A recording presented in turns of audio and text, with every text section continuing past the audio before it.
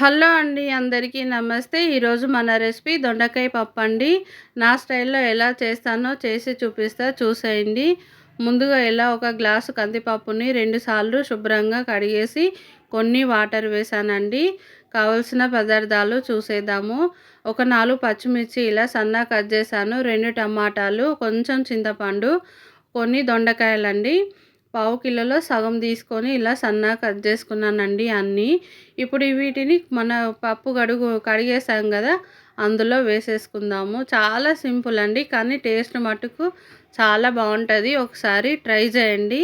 తర్వాత ఇలా ఒక స్పూను అల్లం వెల్లుల్లి పేస్ట్, అలాగే ఒక స్పూను పసుపు కూడా వేసుకుందాము.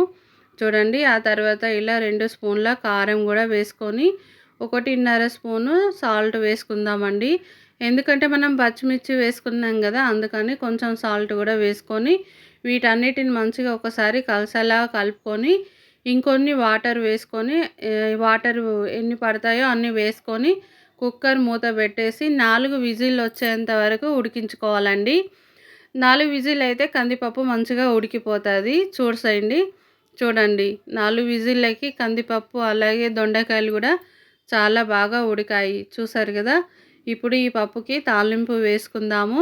తాలింపు గిన్నె పెట్టుకొని ఒక 2 స్పూన్ల ఆయిల్ వేసుకొని కొన్ని ఆవాలు, జీలకర్ర వేసుకున్నానండి. ఆ తర్వాత కల్లమాకు, ఎండుమిర్చి కూడా వేసుకొని ఇలా తాలింపు వేసుకోవాలి. చూసేయండి, చాలా టేస్ట్ ఉంటుందండి ఈ పప్పు. ఒకసారి ట్రై చేయండి. మీకు నచ్చినట్లయితే లైక్ చేయండి, షేర్ చేయండి, మన ఛానల్ని సబ్స్క్రైబ్ చేసుకోండి.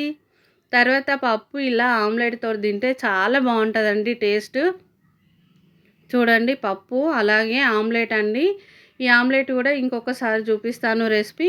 మరొక వీడియోలో మళ్ళీ కలుద్దాం. అంతవరకు సెలవు.